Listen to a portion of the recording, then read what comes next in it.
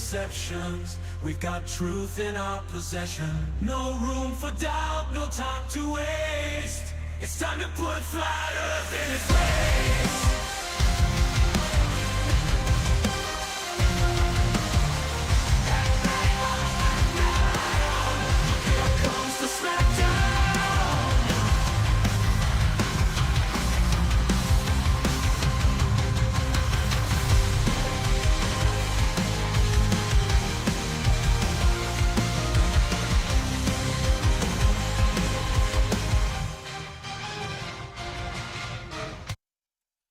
Welcome everybody to Tuesday Night, where it's always Tuesday night.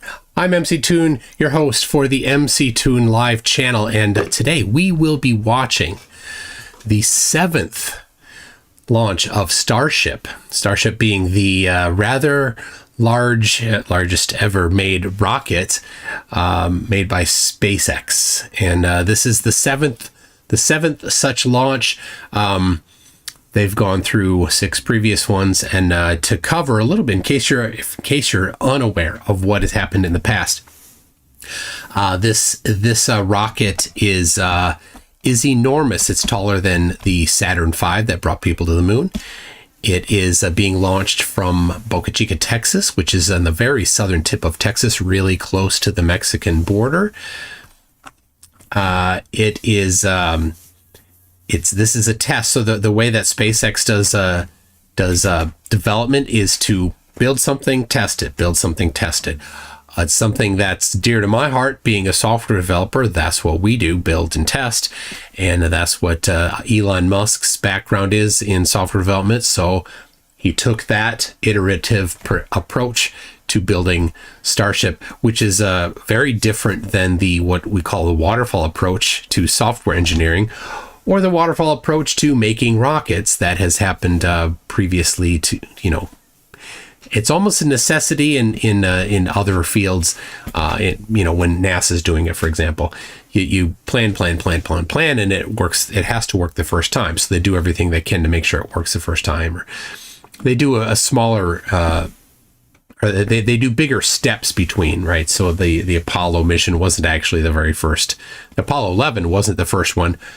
Its name is 11. There was a bunch more before that, including Gemini missions and other ones before that. They did some iterations, but if you look at how some of the other rockets are doing, like just yesterday, rocket went up. They hadn't done stuff before, and they launched it, and they were successful. They didn't do lots of iterations like SpaceX has done. So, anyway, that's what their design approach is. Their previous ones have been quite successful in that they'll have some moderate primary goals and some then more extreme secondary goals that they hope to achieve. Things like, don't blow up would be number one, the first launch. So this is the 7th. The 5th launch, this is really cool. The 5th launch, they launched the bottom part, the booster, and then the second part, the ship kept going. Then the booster turned around, came back, and got caught on the tower next to where, by the tower right next to where it launched from. On the 6th, they did not successfully do that because apparently one of the communication antennas on the tower was damaged by the bunch of fire coming out the back end of the rocket. So they landed. They did a soft landing in water near the where they launched from in the Gulf of Mexico. This one, they are planning to catch it again. Hopefully that's a success again. It's pretty exciting seeing a giant rocket come back to get caught by what they call chopsticks, just sticking out from a tower, and it comes down. If you haven't seen it, you are in for a treat. It's going to be quite something. So the launch is scheduled for the launch window opens at 4 p.m. Here's the live stream there on X, what used to be called Twitter. 4 p.m. Central Time is when the window opens. It's a 1-hour launch window. It says that they're starting at 3:57 p.m. with this particular live stream. So That's the plan for the live stream. There's been a few days for this going to happen. It's going to be last Friday. It was going to be Monday. It was going to be Wednesday. Now today. So this is the closest that we've gotten to it actually happening. So, and not like it hasn't happened before. It's happened many times. But I think about the iterative approach that they've done, looking at how SpaceX has done previous things where they've had several hundred successful launches and landings. They land there's basically legs that fold out as the booster lands. There's none of these because they're extra weight. So bonus if you don't have to bring it up, if you can just catch it. So that's what they've opted for in this particular design. But the thing that I love thinking about the software, I wouldn't want to be the one writing the software because eventually people will be on top of these things. And I just can't stomach the idea of the software I'm writing having life and death consequences. That is a heavy weight to carry on your shoulder. I write email filtering software, and sometimes the emails get through and people get fooled by things and lose money. That sucks. That's a heavy weight enough for me. So anyway, think about this though. This is an application of kinematics in 3 dimensions. That's what it is. It's physics, just pure physics in code. You've got a rocket blasting down at the bottom when you're going to come catch it, right? It's coming in fast and you turn on the rocket to slow it down. And you say, well, how high is it? How fast is it going? How much space do we have between when we need to turn on the rocket and when we need to have it be at 0 vertical velocity? That's all kinematics. This is stuff you cover in high school physics. It's just so cool. It's more advanced. It's constantly being, applied over and over, right? You turn on the booster and you say, okay, a millisecond later, you're like, all right, how are we doing? A second later, how are we doing? 10 seconds later, how are we doing? Do we need to adjust things? All the time you're saying, okay, well, we can vary how much the engine is outputting within a certain window. Well, we're coming in too fast. Let's turn it up. We're coming in too slow. Let's let it ease down on the engine a little bit. Just so cool. So cool to be able to do just this application of physics that we all learn in high school if we take physics in high school. So I love it. And part of the reason why I love it so much is I'm going over it right now with my kid. And hello, she's watching. We were doing kinematic equations just the other day. So we've got 6 minutes until the window opens, and so far nothing in let me reload the page here. Nothing here. So somebody says, serious question, how do you code integrals in 3D? I don't. I've never coded integrals. I don't need to do integrals to do email filtering. When I implement RFC 5321, there's no integrals involved. There's not a whole lot of math involved in that. So I haven't done integrals in code. I've done it by hand on paper, and I haven't. So I studied electrical engineering in college, and I haven't. That's not the field I went into. I went into software engineering instead of electrical engineering. So that's not something I did. So there you go. Sorry for that answer. There are people that have done it. They could answer that question. So we've got Valentin Damyanov says, hello, Mr. Toon. Happy to see you're streaming in reasonable time for Europeans. Well, thank you, Valentin or Valentine. Hopefully I get that one of those correct. Icy Spin says, Flurfs avoid streams like this like the plague. Yeah, they don't watch these things because it doesn't work for them. They can't rectify it. Dave McKeegan says, Craig, why are you hosting this stream? If you don't know, Santos Bonacci doesn't know the difference between me and Craig. Craig McNeil. He called Craig McToon. MC Toon, not McToon. I'm not Scottish. But I do have my Irish cousin, Seamus O'Toole. So don't be confusing me with Seamus. The Turtle Move says, wow, caught a tune live. We're not worthy. Oh, you're worthy, Turtle. The KM says, found the rocket. I found the rockets, Nathan.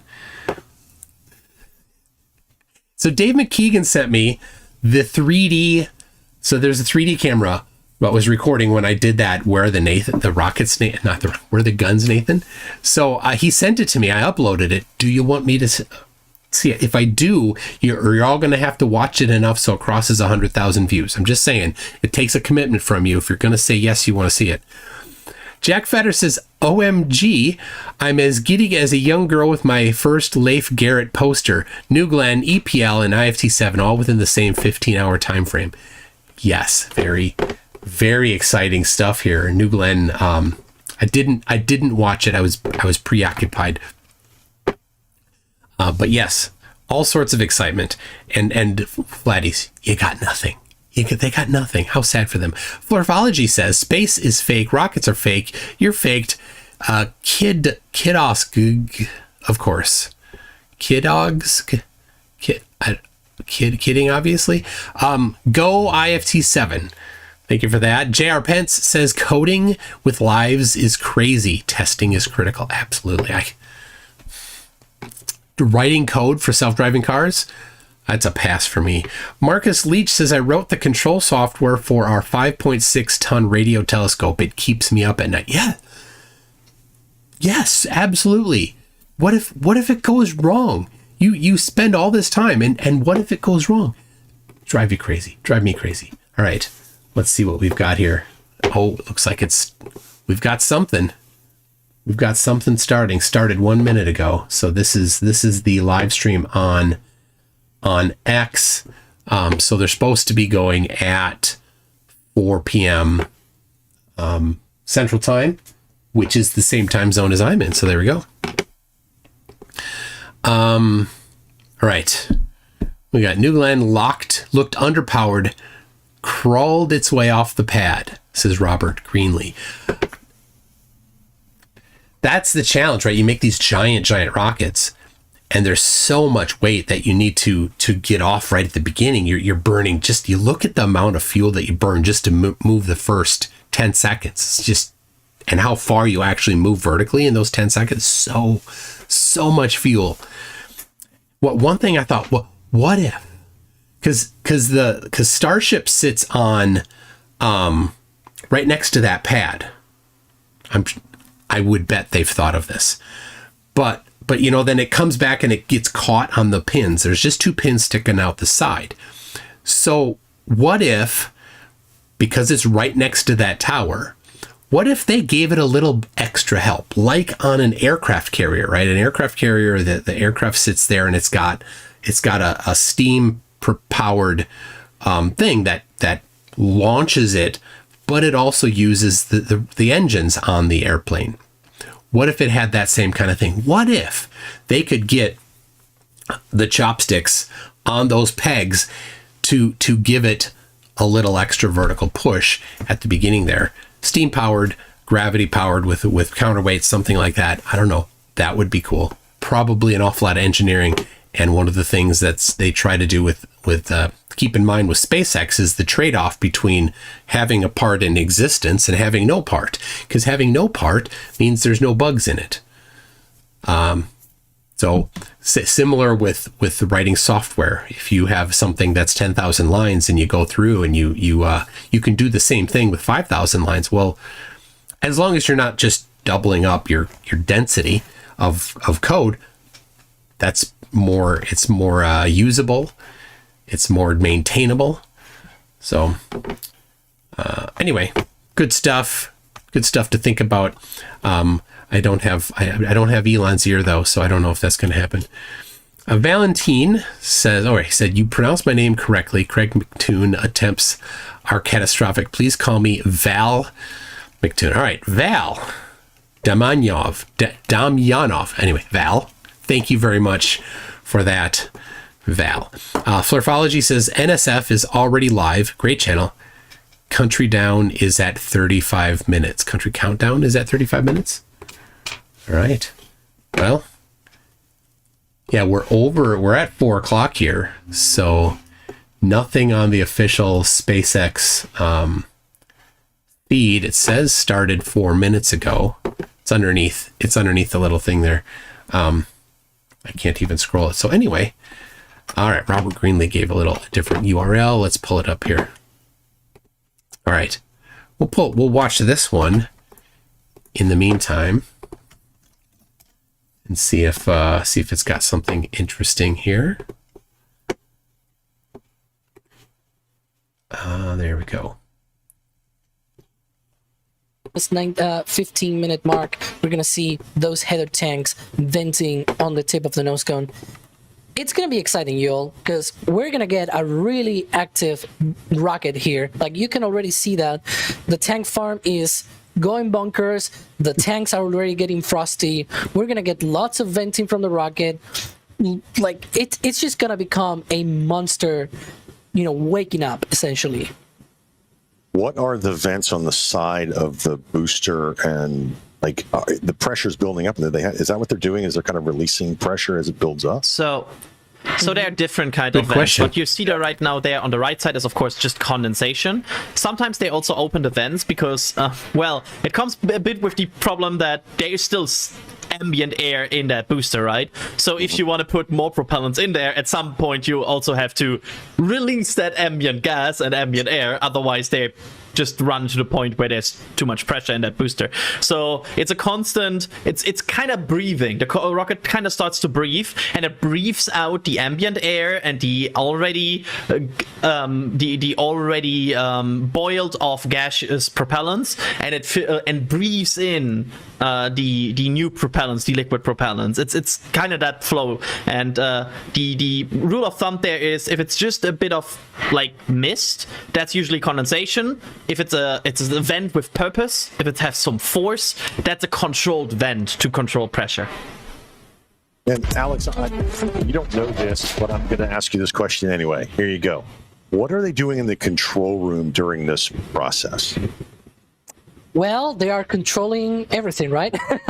That's probably a very silly answer, but it's true, right? It's named the launch control room because of that.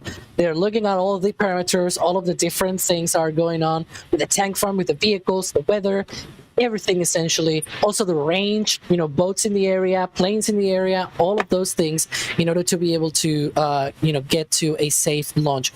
Once the rocket is off the pad, though, everything is on the flight computers, and there's no way back other than, that commit sort of signal for the booster to go back to the launch site. Other than that, they do not send any more commands. It's just, downlink all the data, downlink all of the video and telemetry, and that's pretty much it. That's all they do once flight happens.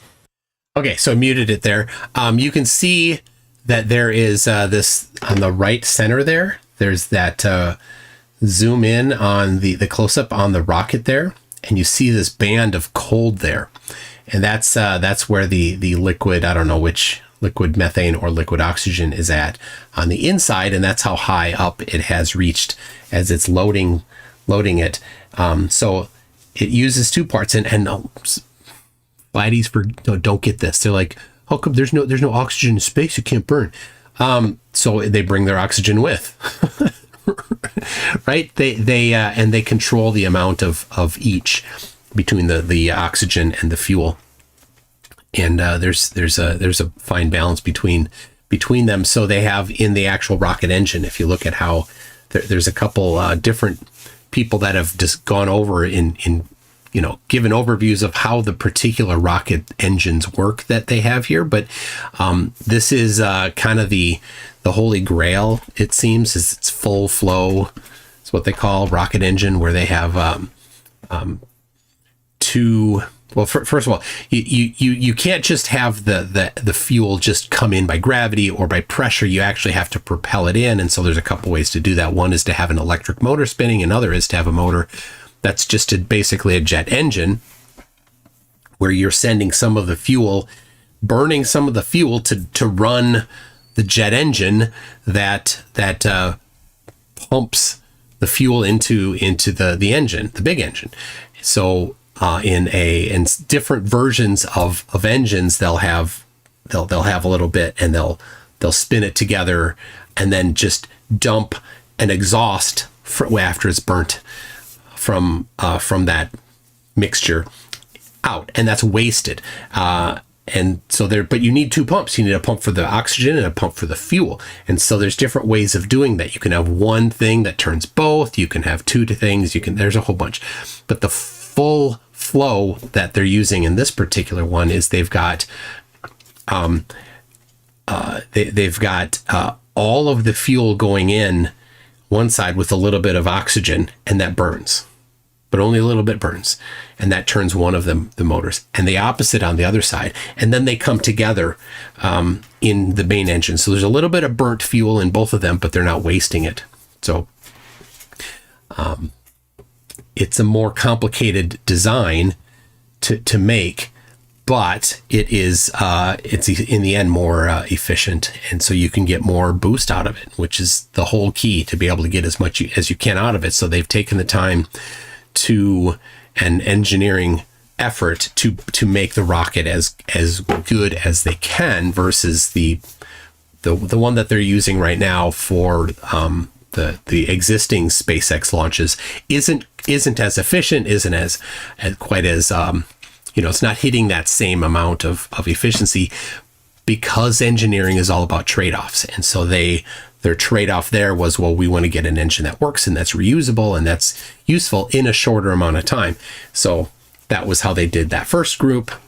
And now they're doing, they took their time to do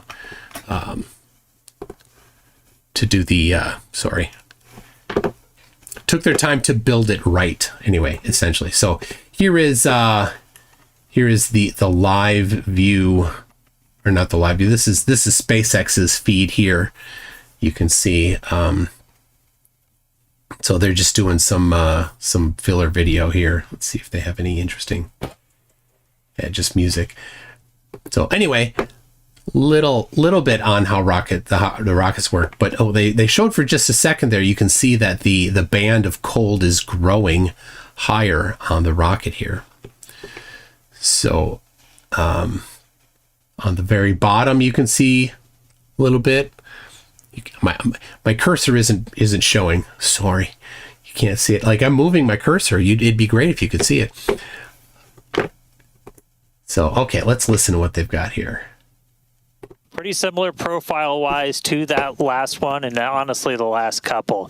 So everything starts off, as always, with liftoff. The Super Heavy igniting those 33 Raptor engines. Super Heavy gonna power us through that initial ascent, get Starship on its way to space before we get to the hot stage maneuver. Exactly. The ship will then ignite engines while it's still attached to the booster. That will allow us to separate the two stages. That booster will leave a few engines on for that flip and return back here to Starbase for a catch at the launch tower. And while booster catch is blowing our minds, ship keeps going all the way to space, gets into its suborbital trajectory. Got a couple on-orbit things. We're going to deploy our first test satellites. Also going to relight a Raptor engine while in space. That all sets us up then for re-entry.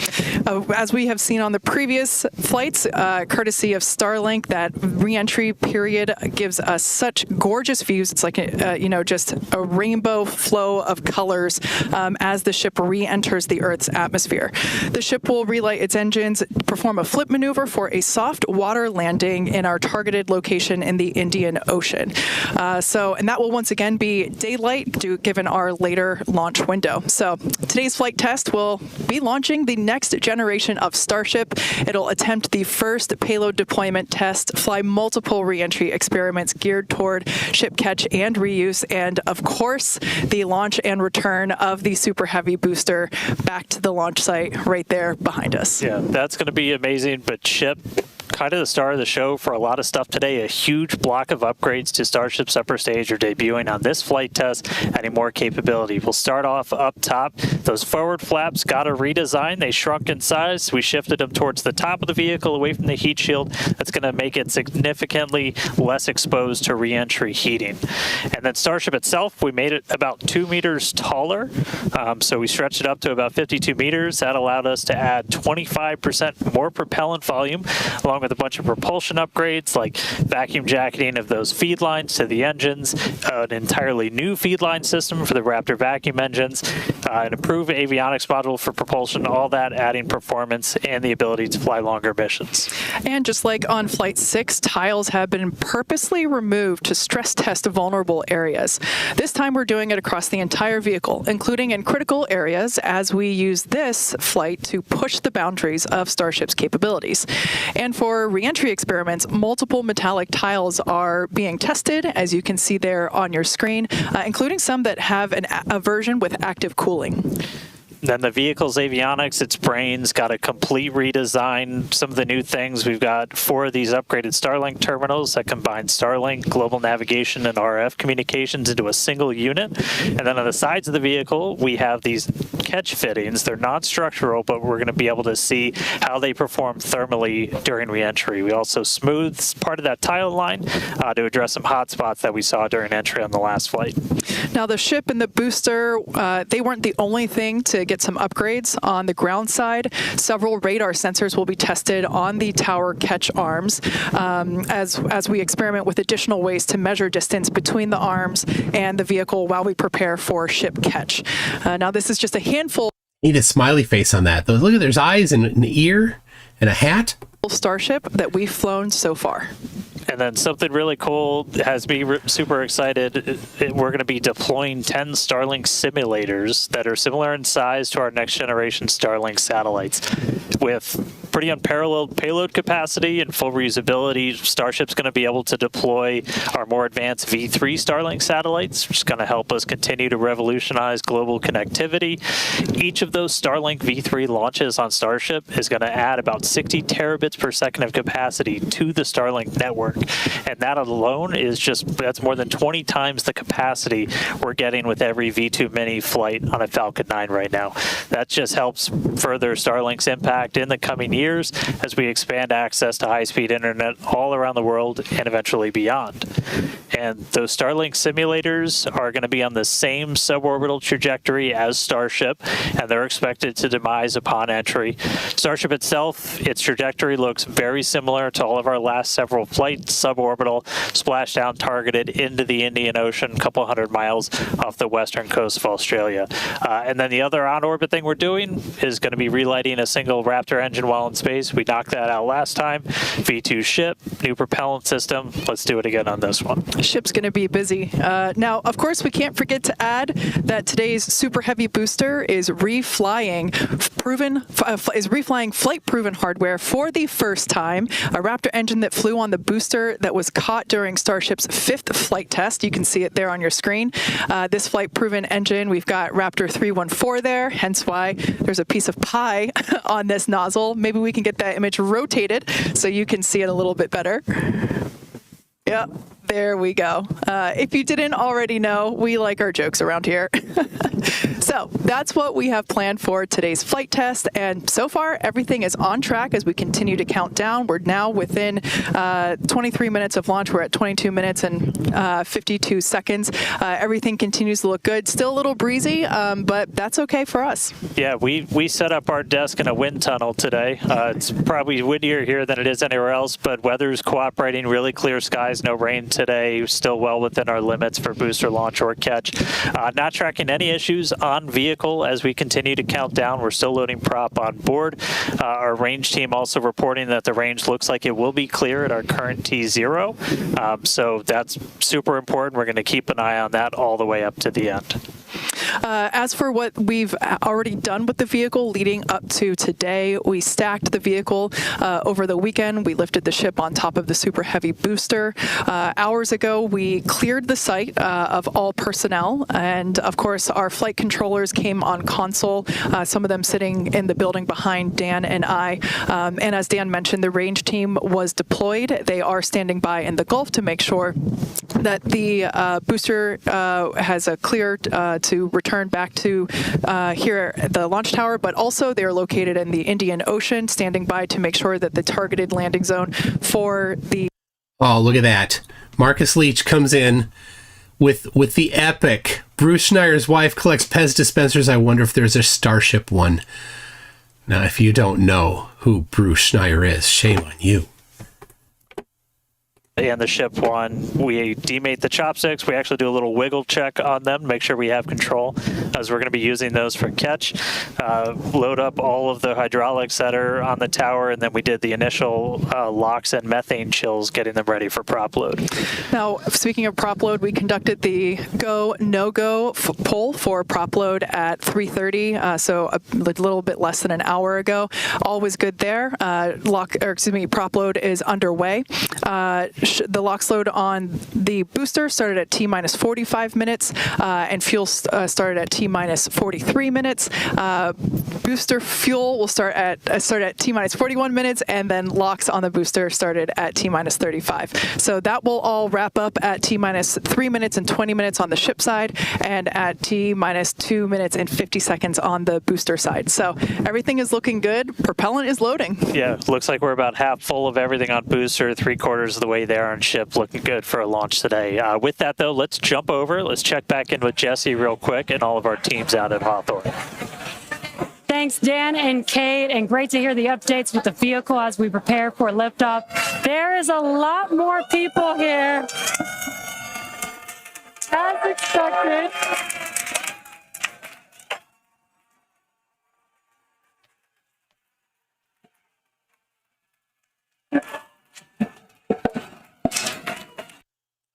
Marcus Leach says he had dinner at Bruce's house a couple times during IETF meetings. That's pretty cool. I read Applied Cryptography first edition within a week of it coming out, just so you know. I wrote on Mac. I wrote Blowfish. I implemented Blowfish on Mac OS, old school Mac OS. So anyway. Multi-planet future. Starship uses a first-of-its-kind on-orbit propellant transfer to refuel in orbit in preparation for these long trips. With milestones like ship catch and in-orbit prop transfer coming up, 2025 promises to be huge for Starship and our journey to Mars, with our first trip currently planned for the end of 2026. Between the reusability, low cost, and heavy lift capabilities, this all comes together to help us deliver up to 100 people at a time to destinations both near and far, and to deliver payloads farther and at a lower cost than any other vehicle. We'll be able to launch more massive payloads. All right, you're just talking marketing here. Of course, they've got to do marketing. This is their marketing message for people that might purchase their services. So when I love doing this, when somebody's got a Pez dispenser and they pull the thing back, I just hold my hand out. Because the Pez, it looks like you just want it to just shoot the Pez out, but it won't. You just pull the thing back and you have to actually grab, but I just hold my hand out. That's what I do. Sorry. The Raptor engine is a reusable methane-oxygen staged combustion engine that powers the Starship system and has twice the thrust of the Falcon 9 Merlin engine. Now, just like we saw flights 1 through 6, the current iteration of Starship is an experimental vehicle flying for development. As we mentioned earlier, today's flight is debuting a ton of upgrades that we've had in the works in order to increase Starship's reliability and performance. Several of these upgrades will also unlock our ability to fly longer missions, something that we'll want to do as we start doing orbital flights around Earth. And then to get an even better sense of just how big Starship is, we can start here. Let's take a person about 2 meters tall. Towering over that, you got your Millennium Falcon clocking in at 35. The Millennium Falcon. Just above that, we've got a Falcon 9 rocket, payload variant attached. Double that height, you're up at 70 meters. And then topping it all off, nearly twice the size. It's a fully stacked Starship up to 123. You've got 2 meters taller. Altogether, the ship 52 meters, super heavy booster 71. And what's super fun is we're going to make ship and booster even taller in the future. Which is crazy. My wife's coming here with the Pez dispenser in hand. Little part. There you go. Oh, thank you. You got to load it up.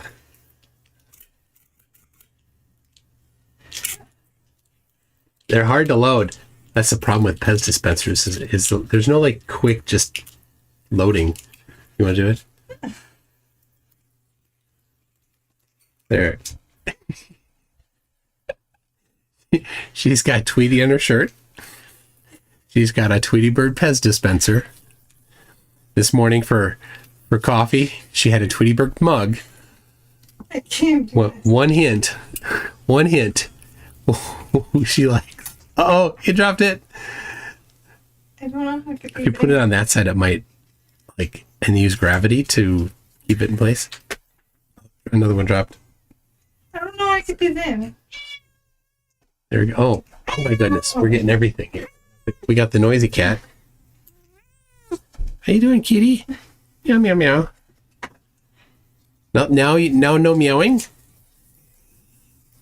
He gets so anxious sometimes because the dogs aren't in I here. don't know how to do it.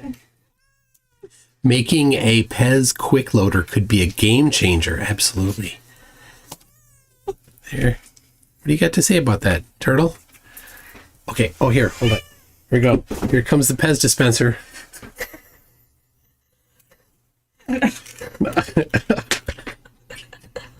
Well, I got 4 of them. Thank you. I opened it just for you. Thank you. No, I can't sell on eBay Awesome. for $500. You could maybe we could get invited to Bruce Schneier's house. Who? For Bruce Schneier. Who? Bruce Schneier. Oh my gosh, I have to teach her who Bruce Schneier is. Yep. All right, somebody's like, come on, show us Mrs. Toon. You're going to have to come to a meetup. She's flapping. She was there. She was there in Carson City. Oh, all right. Thank you. To bring you lots of unprecedented views, both from space and here on Earth. In addition to the dozens of cameras on Starship itself, we also have mobile Starlink camera kits deployed in the Indian Ocean, connected to our aerial assets and all around Starbase, which all come together to help tell the incredible story of Starship, both on and off planet. Thanks to Starlink, Starship is capable of streaming more than 120 megabits of real-time, high-definition video and telemetry in every phase of flight, providing invaluable engineering data to help. I can confirm that you can live stream easily over Starlink. Did it in Antarctica. It was so cool. On the vehicle for today's flight test. Starlink is the world's largest satellite constellation, operating in low Earth orbit to deliver high-speed, low-latency broadband internet, providing access to people around the world, many who have never had connectivity before. Starlink now serves more than 119 countries, territories, and other markets. And here at SpaceX, we've been developing Starlink's communication capabilities not just for humans on Earth, but for astronauts in space. Our recent Polaris Dawn mission, we deployed a high-speed internet connection in Dragon for the very first time. Here's a quick look at how that went. Starlink is an amazing Okay. Here's NASA spaceflight. It's not NASA, but it's okay. And the best way to do that is not to throw your rockets away. SpaceX is trying to do something that hasn't been successfully done for an entire rocket system yet. They want all the parts of this rocket to be reusable. So that means the booster lifts the ship up, the ship ends up in orbit, the booster comes down and is caught by the tower, and then they tag it, they put more fuel in it, they put some more stuff on top of it, and they launch it again so they can reuse that booster. And the ship as well will go and do its thing, come back down and get caught and reused. That's the long-term goal for the Starship system. This time, they're going to hopefully try to catch that booster again. The Starship is going to go its merry way and end up over in the Indian Ocean, right, DJ? Yep, that's where it's going to go. The Indian Ocean, but what they are doing, they are taking deliberate steps towards building this system, this railroad to space that will allow humanity to move more stuff, equipment, mass, people into space than we have ever been able to do before. That's a pretty good highlight. All right, we've got 12 minutes, it looks like. Joe Whipp is going to be in Minneapolis come April. Maybe we can make it work. He wants to treat us to Indian food. I love Indian food. It's the bestest. So the people that own Flat Earth Pizza in Carson City now are Indian. They're the lady is from the Punjab, and so they had. What's this? To show people where Indian Ocean is. Oh. And yes, I'll go out for Indian food. They can meet me then. Okay. Joe Whipp, we're on. Okay. Where's the Indian Ocean? So here, I'll show you where we are right now. Or not where we are, where SpaceX is. Down here. The southern tip of Texas there is where they're going to launch from. And then they're going to go this direction.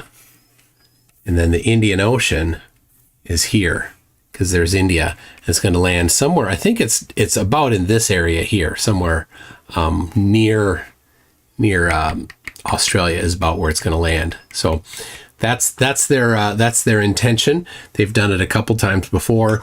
They're timing it so that it's daytime there. So they've done it where it's sometimes daytime, sometimes nighttime on purpose for different reasons. So anyway, Deadpool 2028 says Indian Space Agency ISO have been crushing it. They have been. They've done for a whole lot less money than what other space agencies have done. They've done a lot on a thin budget. So good for them. Shane Eslick, my mouth loves Indian food, my butt not so much. So, oh my gosh. Okay, so we're under 10 minutes to launch. Let me read a couple things here. Stay up to date on this. We got Flurfology says NSF is already live. Great channel. Countdown is 35. And I switched over to that based on that. Thank you. Got Gary IOW says they're Isle of Wight. Says there's no way I'm going to super chat this channel. Oh, wait. Bugger. Thank you for not super chatting, Gary. Jack Fetter says you have found a new use for Flurfs. Human test subjects for mission critical life supporting software.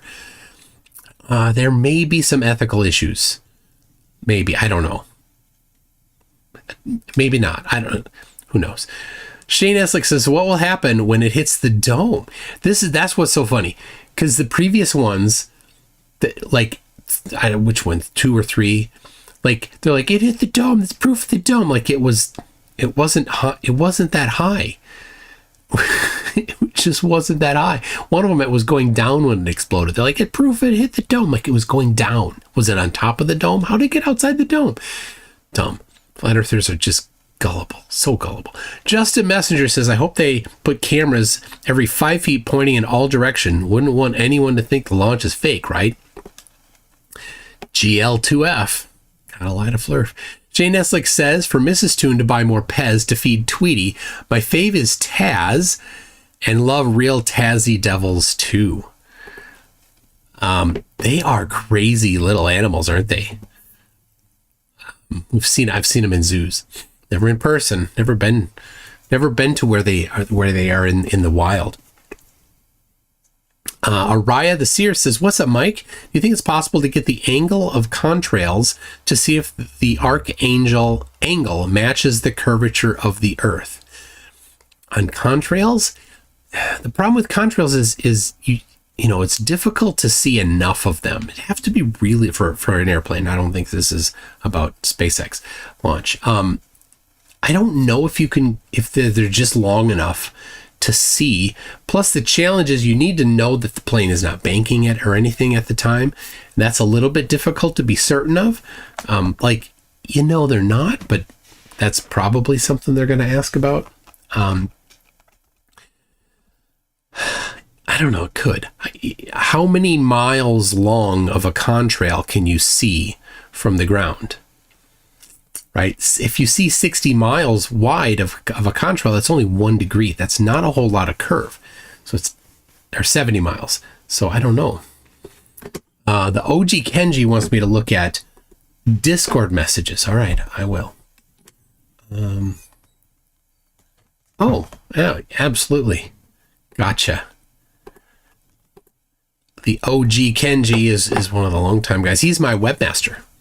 So he's got a new YouTube channel, so needed to do a little stuff here. So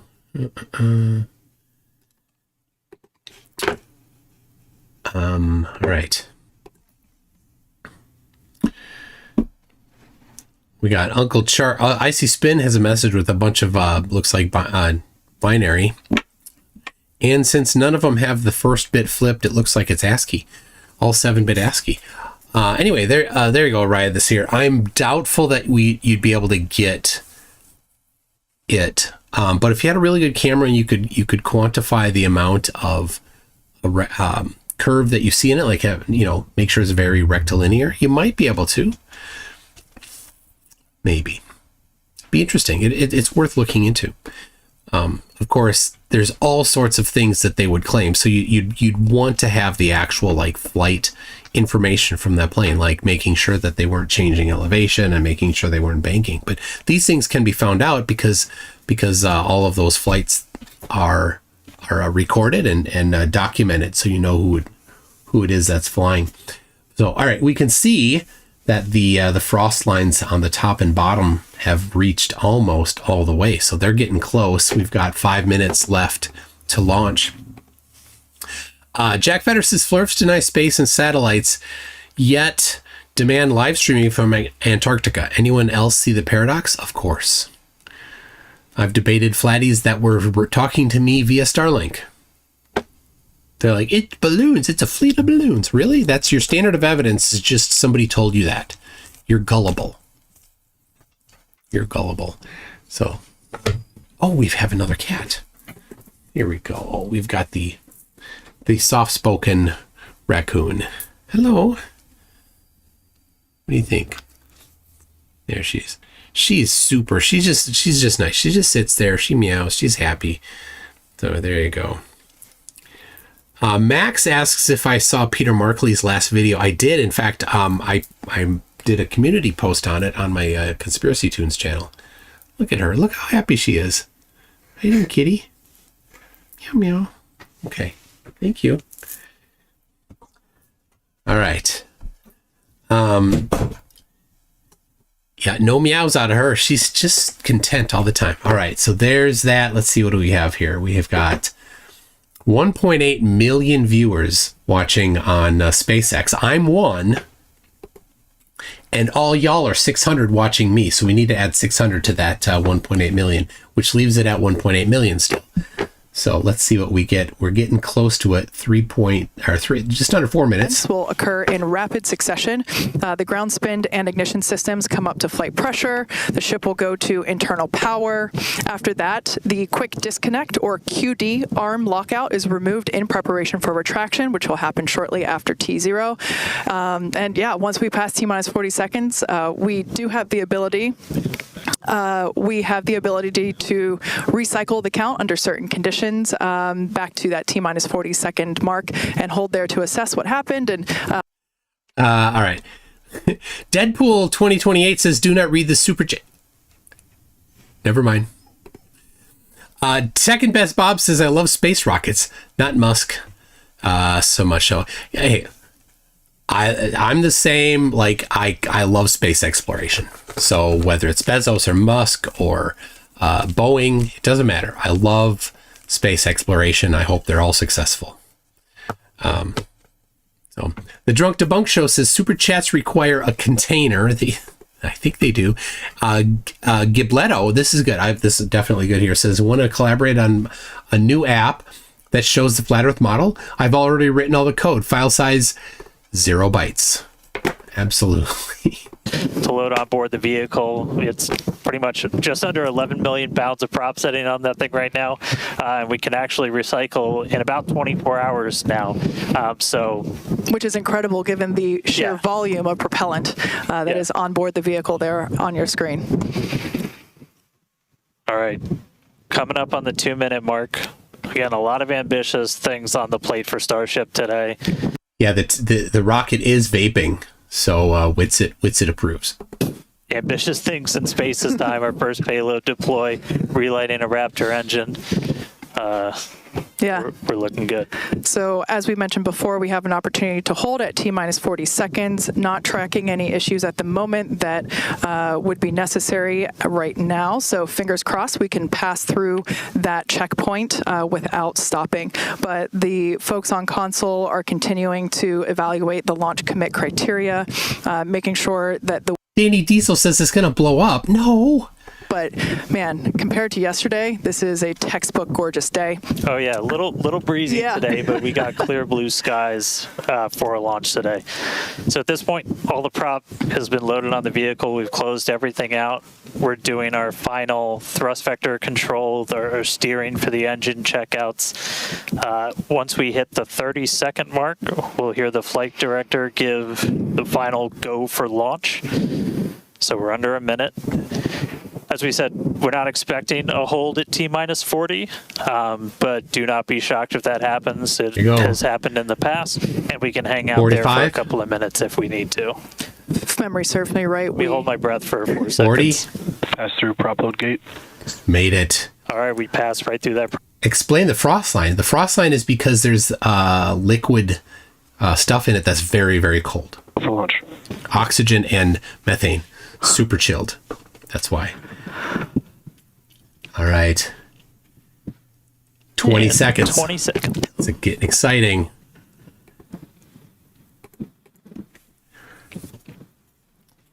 All right, here we go. 10, 9, 8, 7, 6, 5, 4, 3, 2, 1. Is it moving? Is it moving?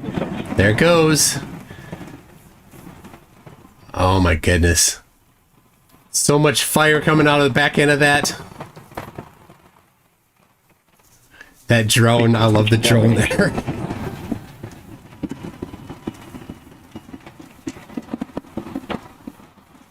Now they'll switch to cameras on the ground.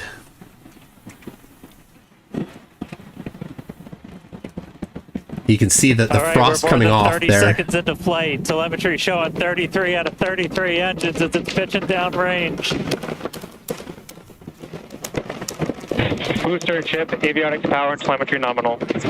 So now watch the speed. 1,000 kilometers per hour is about booster avionics. Speed of sound. You just heard the rumble hitting us about 6 miles away. Watching Starship arc into just endless blue skies right now. Oh, there's a little bit of something flipping. Vehicle supersonic. Flying off the side. You see that on the side there? Just on the left edge? A minute into flight, the vehicle supersonic. I think it's some electrical tape. Max Q. No, it's not going to hit the Johannes dome. So it's going to hit the through Max Q. That's the greatest stress the vehicle is going to experience on the way uphill. The superfluid ceiling. That all of our teams down here on the ground are now looking at systems on the tower. They just did a manual check through. That's going to inform that manual flight director's decision. Next moment coming up, though, is going to be hot staging. Don't take your eyes off it. It's one heck of a light show. It doesn't.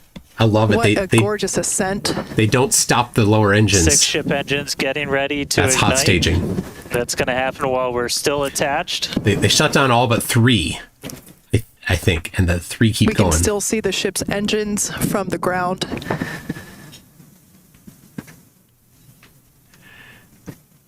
How high is the dome supposed to be? Flatties don't A little know. under 30 seconds away from that. We are hearing good call outs on the tower preparedness for the manual checks. Reminder though, we've still got automated checkouts on the booster and the ship itself. But as of right now, our manual checks and our manual commanding is looking go for a catch. Booster engine cut off. That is incredible news. There you go. Three We just heard going. the call out for booster. The top one's engine cut launch off. or Most fire up. engines cut There they off, go. down to those middle three. Look at that. Booster burn startup. And then they fire back up another subset. Oh, looks like one did not fire up again. See that? It's almost obscured by the little live emblem. It's all but All right, one hot fired up. stage confirmed. We've got a booster hopefully on its way back to us, and a ship now making its ascent burn into space. How's it going in Hawthorne, Jesse? It's great over here. You can hear the crowd screaming for every milestone. The booster is now making its way back down to Earth. Looks like we have 12 of those 13 engines ignited. We're using the engines that actually gimbal. We are go for booster return. An excellent call out There you there. go. We are go for booster return. So look at the altitude, 88 kilometers. There's a lot of criteria that needed to line up to ensure that we can have 89. a safe booster catch, and it sounds like we got the go for that. So- And there you can see on your screen, we had we just jettisoned the hot stage, and there's a great, excellent view there of the hot stage floating away from the super heavy booster. So there's no boost happening. So We they shut separate down the gently. engines for that boost back burn. That confirms boost back burn is So now 90 complete. kilometers. That was the first Still- of two burns still required speeding up. for the vehicle to make its way back down to Earth. And next coming up will be the landing burn. That's going to be 13 of those center engines igniting again. And that will then go down to, from 13 down to 3 engines just right before we touch down for that booster catch. Now, reminder, our stage 1 objectives are to have a controlled ascent, stage separation, as well as a controlled boost back burn and hot stage as well. Now, don't get we're too looking excited good for about that so curve far. there. Some great views there. That does from look the like ship it's of Earth. That looks incredible. that lens has distortion in it. It looks like.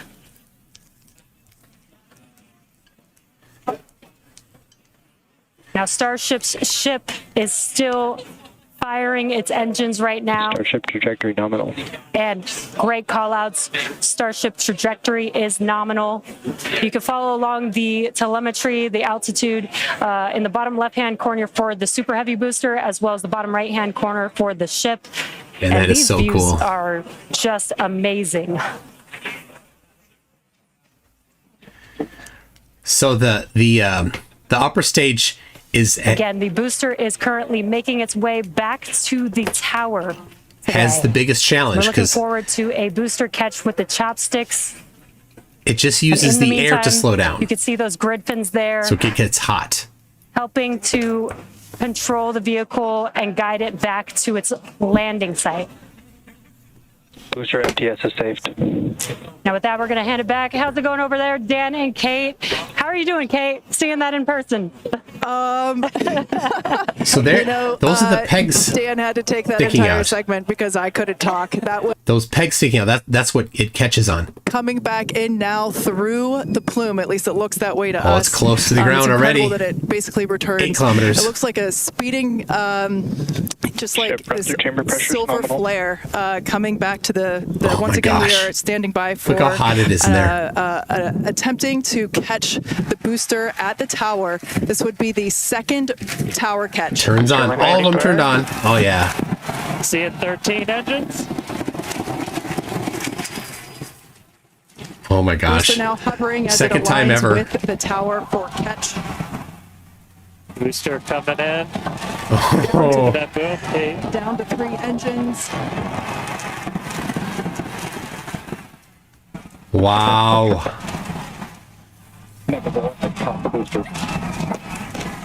A little bit of rainbow going on the left side there. You see that? From all the water in the air, the water droplets in the air. Oh, so cool. That worked. That's You amazing. heard it here. Vexzilla has caught the booster. Second time ever. Oh, so Once crazy. again, for the second time, a successful catch by the launch tower. This is the same tower, the launch pad, where that booster took off from just 7.5 minutes ago. Just Great slowly view rocking. from Oh my the gosh. chopstick arms, looking at That's those hypersonic grid crazy. fins that steer the booster for that precision landing. It And I almost mean, looks you like it's can- flapping its Yeah, wings. you can see just how small that catch fitting is too on something that's just so massive. That's That was absolutely insane. that's so Meanwhile- crazy. We're not done, but We're wait, not there's done more. yet. Hey, Joe Hill, you can shut up. Wow, Joe Hill, that is just that's absolutely real. stunning. You're fake. Everything you like, Joe Hill, is fake. And this, Every- of course, You're dedicated to a lie, from the tower Joe looking Hill. down at the top of the booster. You can go. You can go. We don't need you around here, Joe. All right, Joe Hill. and we are tracking. Now we're standing by for views from the ship, but who can take their eyes off of that incredible sight? That is once Look at all the again water on the ground there. second catch of a booster back at the launch tower. It was incredible to see it come back down, just this silver flare in the sky, and we can still see the launch plume behind us. And wow, that we definitely. I can't speak for you, Dan, but that was very moving for me. Yeah, and right now you can see some of the telemetry on those ship engines has gone out, and we're waiting for an update on what our ship status is. We were approaching that ship engine cutoff time, so just waiting to hear. So obviously we've got booster back, got booster nothing on the launch tower, coming in from and the other one. chopstick arms, but we are waiting to get an update now on the ship. That's not good. As we were expecting ship engine cutoff about 40 seconds ago. We saw some of those engines start to No go out telemetry prior updates. to that point. And so right now we are just standing by to try and get the latest word on where we are with ships. So stick with us for just a couple of minutes as we wait to hear some updates. Now, if you just recently joined us, you might want to hit rewind and go back about 9-10 minutes ago to when Starship lifted off from the launch tower that you see. All right, so look at this here. You've got the telemetry on the lower right there, 21,000 kilometers per hour at 146 kilometers, and one of the engines is on. There you go. You can see it on this view here, but nothing updating. So that's not good news. They're I think they're just kind of waiting to get a little update before they say anything. But that suggests that it has gone with a RUD, a rapid unscheduled disassembly. That had ignited its engines and started making its way up to space. So standing by for more info on that. But wow, what an experience to see that take off and for that booster to come back. You can see it there up close on your screen to the place that it launched from. Once again, there were thousands of catch commit criteria, which is basically just all the things that we have to assess and evaluate and basically make sure that they are, make sure that everything is clear and acceptable conditions, both on the vehicle side as well as the tower side in order to enable that catch. So obviously from the last two flights that we have done where the flight 6 we attempted but had to divert into the ocean, and then on flight 5 we did have the first ever successful catch of the booster. We used the learnings of those two flights to hone in that catch commit criteria, and we saw success today, which is pretty awesome. And just a quick status check. So we currently do not have comms with the ship. So nobody's on the figure ship. out exactly when that happened and exactly what happened. So obviously the flight controllers right now going through their data, looking to make sure it's not anything instrumentation on the ship, but actually try and get us a status. So again, we're gonna keep listening in on this. We'll give you an update as soon as we have a little bit more. So for now, stage 1 back in the tower, waiting to find out a little bit more about stage 2. Well, sadness with that. It's not looking good. The longer it goes without anything is more likely that it went boom boom. But yeah, so where would it go? So they weren't doing a full orbit. It was to do a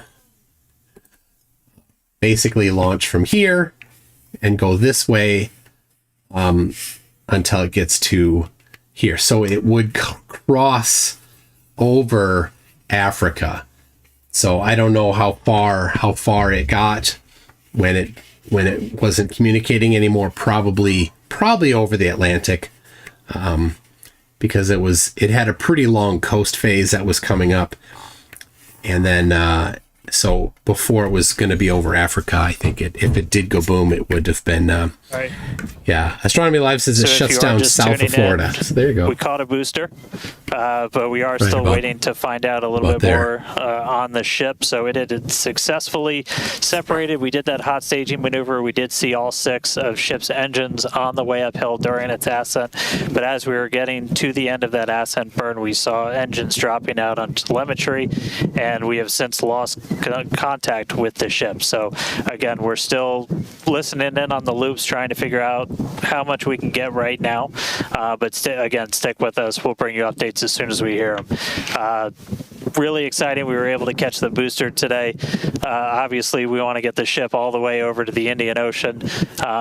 May not be able to do that at this point, but we'll give you some updates as soon as we hear a little bit more about the ship. For those that didn't catch earlier, this was a new version of the ship. This was its debut flight. So a lot of learnings here for sure as we continue to tune in and listen in with the teams and try to gather more information to understand where we stand with the ship. But as Dan mentioned before, teams are trying to make sure that it's not an instrumentation error. We want to find out if it's, did we just lose communication or did something else happen with the ship? So teams are actively working, trying to figure out what we can find out, and we're continuing to listen in and find out more information to share as we can. But as we said before, and you can see it there on your screen, what a beautiful, beautiful sight to see another booster back at the launch tower. That was successfully caught just minutes ago.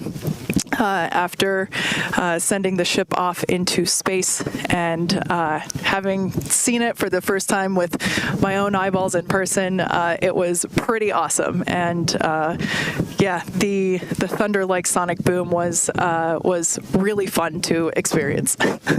All right. Well, while we wait for something from them, I'll do a little bit here.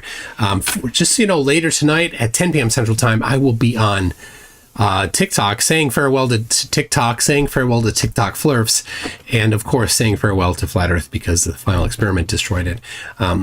Apparently TikTok is going to shut down in just a couple days because they don't have a solution yet. And where will all the incredibly toxic and horrible monster flurfs go? They will not stop existing. They will just no longer congregate on TikTok. They'll go somewhere else. Too bad that it couldn't just, make them not be there anymore. Colby says, where's the dome, Nathan? Well, now Nathan will say it's at 146 kilometers. It's not. They've gone higher than that before. Gary IOW says, get the FCUK in. Bloody awesome. Yes, absolutely. That is amazing. Icy Spin says, humans did that. Yes, humans did that. And as that was happening, a flat earther comes in to deny that it actually happened. So he got a timeout for, you can go away, Joe Hill. That really happened. Imagine the desperation, the cult mentality that you'd have to just say, that really happened. People really did that. Rockets really do go to space. There are really people orbiting space, orbiting the Earth right now. Nugs Automation says Flurfs deny our achievements. Yes, it's sad. And well, they don't have any achievements to deny, so we can't even give a turnabout to them. They've done nothing. Dave McKeegan says, let's hope NASA's CGI department remembers to render the catch onto everyone's phones this time. That's what's hilarious. Like if any of this was CGI, all of these things that they're saying happen, like these little like bugs and stuff, you wouldn't put that into CGI. You'd just not do that. You wouldn't have a glitch. You don't CGI a glitch. That's a glitch, like a dropout of the video, is proof that it's not CGI, or evidence that it's not CGI. So silly. Gibletto says, has anyone said Floodites? Flat Earth Floodites, very nice. M2M says, as well as changes to Starship and Booster, they also shortened the chopstick arms. Millimeter accuracy, and that's not an exaggeration. Yeah, it's amazing. When you look at that, you can hardly even see the little peg sticking out both sides, and that's what caught it. They were so precise on the catch. Yeah, there you see the on the right side there, that little peg is what it's holding up the whole rocket. Two of them, the whole rocket. Now, of course, the rocket is empty, so it's not a ton of fuel in there.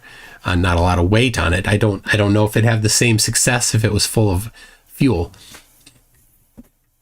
And then you see those grid fins there. Those are so cool. They're titanium, and they're milled titanium so that they in the heat they don't melt, but they're used for steering. It's really cool how they do that. They pivot left to right. There's 4 of them, so they can rotate the whole thing and they can move sideways with it. So they've had a lot of success with those on their smaller rockets. So Mark W says Flat Earth says fake because they can't use chopsticks. Oh, they haven't. Yeah, I mean sometimes they're not even allowed to use forks, so they don't poke their eye out. Yeah, if mom puts a cork on the end of the fork and an eye patch over their eye. Professor Phil Bell says, crazy, amazing, insane, incredible, such breathtaking understatements. What an awesome time to be alive and share in the making of history in STEM. Thank you for that, Professor Phil Bell.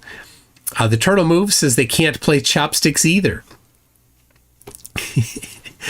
Gary Isle of Wight says, holy hell, have you ever seen anything like that before in your life? Simply amazing. I am done here. Wow. So they did do it with number 5. This is number 7. So yes, it's just to repeat it is amazing. I'm super excited that they were able to repeat it. All right, and we'll see if they have any update yet. Nope, just silence. Deke Nomad for 20 Canadian says, hey, MC Toon, I've seen a few mentions of folks not being able to super chat you. I have this problem too. It is a YouTube bug they refuse to address. Good luck. Good thing it's easily dismissed and not mission critical. Well, obviously Deke was able to super chat, but yeah, I don't have any control over how it's done. Like some people also will come to me and say, hey, I was trying to do this. Can you debug it? Like I can't do anything. I have no control, no view into anything like that. It's all on the other side of the wall that YouTube maintains. Keep checking for their little bit of something going on. Second Best Bob says that was awesome, but I'm not sure we'll be off to Mars anytime soon. Yeah, so people are like, well, Elon said we'd be to Mars by now. Well, Elon is a marketer too. Don't believe. Look, like, oh, we didn't make it. Like, yeah, of course, he was optimistic. He was overly optimistic, or he was just marketing. Don't know. But is the pace of progress very fast? It seems like it is. Is it cool to watch multiple different iterations of this as they build it? Yes. So I love watching this. So Addicted to Gaming says, think you could see the ship reflected on the dome in Antarctica? Of course. Everything is magical in Antarctica.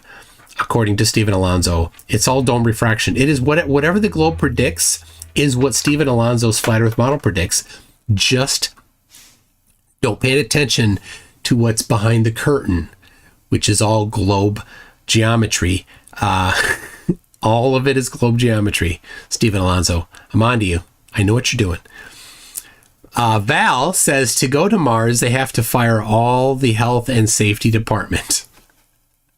That's of course the challenge. Like, it's a challenge to get to the moon, and the health and safety requirements that they have now are significantly more difficult than they had in the 60s. They were definitely like, Yosemite Sam at times in the Apollo missions, right? Like, looking back, and now, like, if they're going to send something, there's so much more red tape to get through. So it's a lot harder, as far as I know. I could be wrong. But no, they have very specific rules, and they have changed over the last 50 years.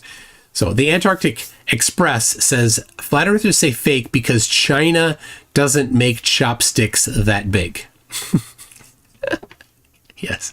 Terry says ship reportedly lost. Ooh, let's see. Do they have any? Nothing here. Do you hear? Okay, you don't hear that. Okay, I'm watching to see. The noise suppression is taking that out, so I can have it going like I hear it, but just like this. Oh. Thanks, everyone, for continuing to stick around as we were checking in on the status of the ship. At this point in time, we can confirm that we did lose the ship. However, Starship, the total vehicle, did have an on-time liftoff at 4:37 p.m. Central Time from the launch pad just behind us at Starbase Texas. Gorgeous ascent and successful stage separation. The booster pushed the ship off, and the ship disconnected during that stage separation. The booster came back for a successful, the second ever booster catch at the launch tower, which was pretty incredible to see. Yeah, it was great to see the booster come down, but we are obviously bummed out about ship. It looked like we lost contact with it a little under 8.5 minutes into flight. That's roughly when you start to get to that main engine cutoff. We obviously need to go through all the data. It's going to take some time. In the next hours, days, we're going to figure out exactly what happened, come back, fly the next one, get even farther. Reminder, it's a test. It's a flight test. It's an experimental vehicle. So we'll figure out what ended our day today and make sure it doesn't end our day tomorrow. So as we do that, we're going to continue to provide you updates on our X account on SpaceX.com. So just continue to tune in there as we learn what happened. We'll be ready to share it. Exactly. So for now, we are going to wrap up our webcast. We'd like to thank the folks in the county for supporting the launch, as well as the agencies that enable us to launch, and of course to our viewers for tuning in. And thank you, Kate, for coming down, doing this with me. It was great to have you here. I'd do it again in a heartbeat. All right. Well. All right. Well, there we go. Here, see if they have any news here. Somebody's have an off nominal uphill flight. Okay, nothing there. So, we have some special guests with us, says Judy. All right. Do we have some flatties in here that are denying that these things that really just happened? You guys are silly. Let's see here. I got to get the right thing up here. So somebody said it was pieces or pictures of something on Reddit.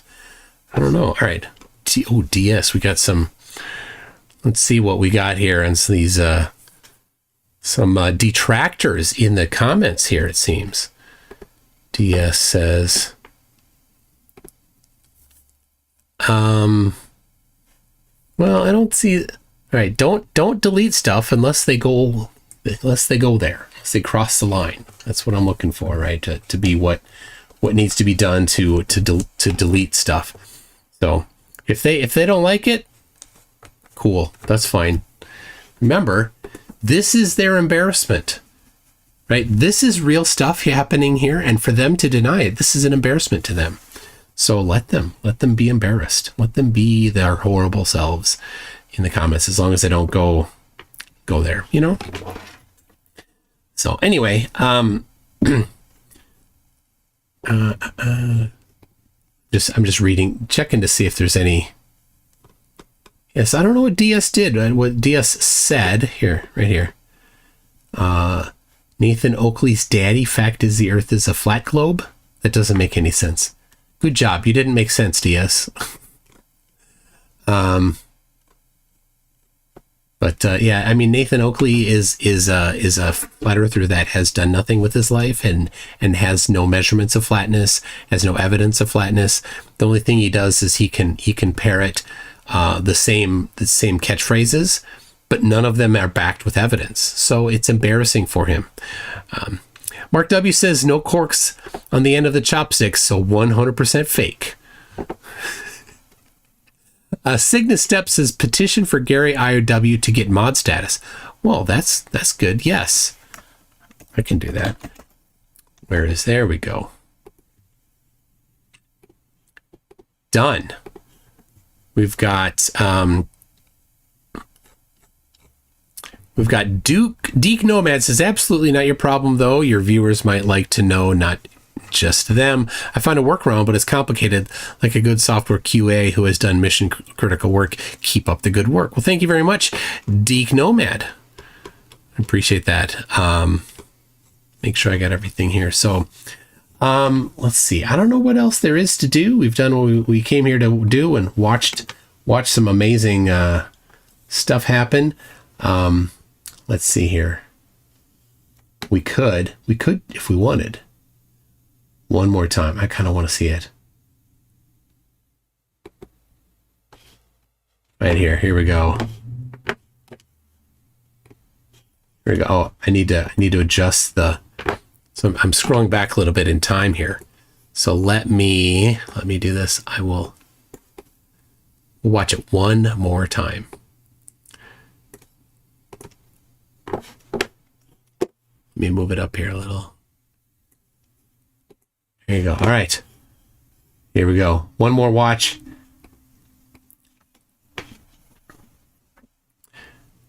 All right. There we go. Glow.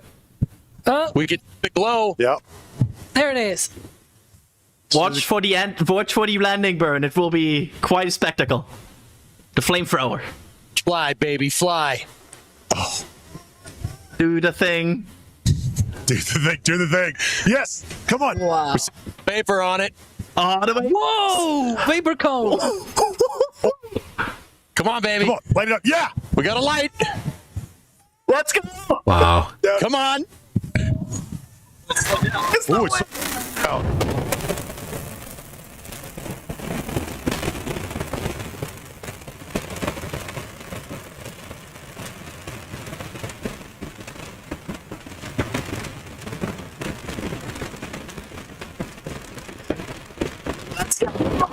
Let's go. Oh my gosh. Whoa! Oh, jeez. That's just so crazy. So crazy. Barry F says, and this I'm with you on this one. Barry F says our ultimate goal in space should be to reach the local planning department on Alpha Centauri before the Vogons get there. A worthy goal. Did I catch the gimbal on the engines just as it was caught? Yeah, it moved sideways because it's all right. So it was coming down vertical, right? And so it had to, if the tower's here, it had to boost itself toward the tower, and then it had to get rid of that extra horizontal by turning the whole rocket that way so that it could, stop its direction in that movement in that direction, and then go vertical. Really cool. So anyway, that's that. I've got a live stream coming up in just under 5 hours. Some TikTok flatties want to talk about the final experiment. I had he had actually suggested Dearth would be there. Turns out he's not going to be there. Who has a surprise face for that? Eric Burns says, send that video to Austin and tell him that's how you vape. You all can do that. Just inundate him with that. Anyway, should we take the time to adjust our monitors or make them vertical? Yes. Make them vertical. What I'll be doing is I will be, the problem with TikTok is, if I connect it to my computer, there's a delay in the audio. So it really makes a communication a challenge. So I think what I'm going to be doing is I will be on TikTok on my phone, and then I will play the whole stream on the computer, and that's what you'll see in here. And I will mute my mic, this mic here, and you'll just hear me through TikTok. I think that's what I'm going to do while I'm actually talking to them on TikTok. So we'll see.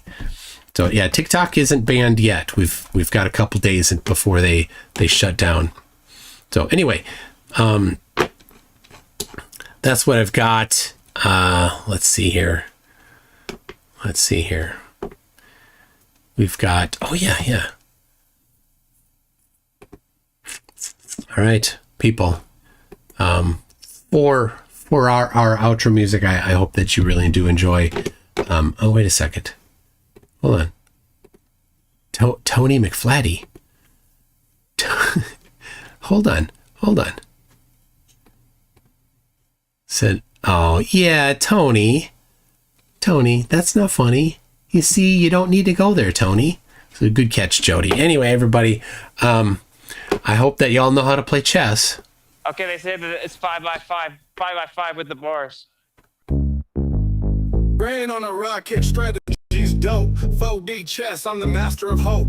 Thought I was Einstein, move so fly. Checkmate myself, didn't see the slide.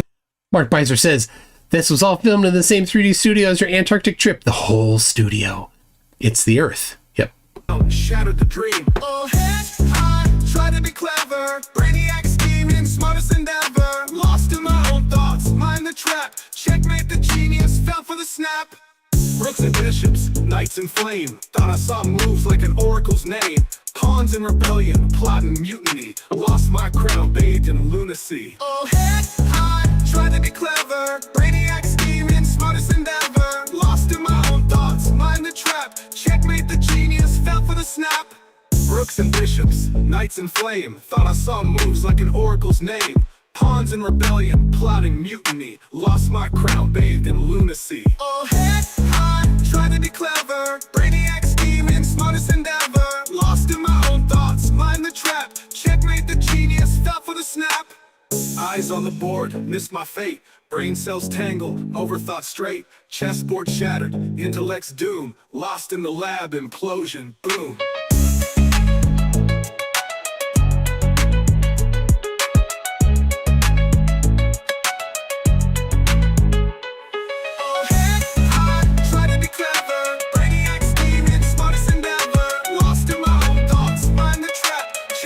Genius fell for the snap.